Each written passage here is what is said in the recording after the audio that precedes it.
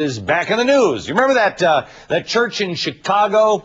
Remember they were sheltering that so-called immigration activist Elvira Arellano for about a year until she was arrested and deported? Well, that church is at it again. This time, the chosen illegal immigrant is 28-year-old Mexican citizen who is slated to turn herself into immigration authorities on Monday. But she said, quote, "I am taking a stand of civil disobedience," she said, "because I believe with my heart that the United States and Mexico must end the system of undocumented labor." Well, on that one we agree, and that's exactly why we need to return her home.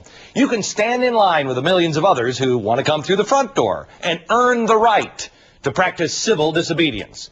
Reverend Walter Coleman, he's the pastor at the church in Chicago. Welcome to the program, sir. Why is your church above the law? Well, we're not above the law, but we have two contradictory policies in this country, one legislative policy and one economic policy. We have an economic policy of NAFTA, which has destroyed the rural economy of Mexico. We had an open border that brought people in. We had corporations that hired them knowingly. We had the IRS, which gave them I-10 numbers, and when they were here, they married. Some of them had children. They became part of communities. So that was an economic policy. Don't you have to earn the right to disobey the laws that you supposedly live under? Don't you have to earn, sir, to be a part of the civil discourse?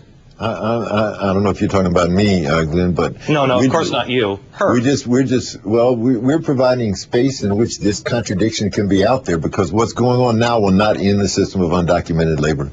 As long as NAFTA, that's a political statement, isn't it, sir? As long as NAFTA is driving people up from the south, so as long as we continue to do that. Are you a tax-exempt church? Because you're making political statements here. And then on the other hand, as long as deporting 12 million people every year will not, 12,000 people every year will not make 12 million people leave the country. I understand she didn't even want to come here. I understand she didn't even want to come here.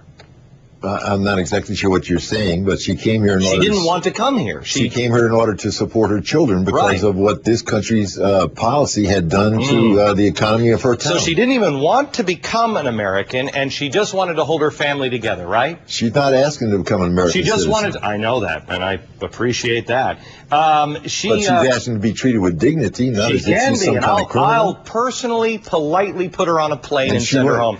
She wanted to keep her family together, right, sir? Glenn, if she wanted to answer the question.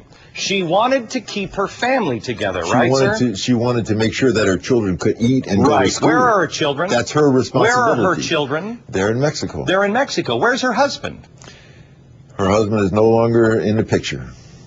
She was abandoned. Was she married? She went to court, tried to get money, and was not able to get any. Yeah, that's what I thought. What we're talking about here, Glenn, is how do we end the system? You can't end the system just by hating people. We don't.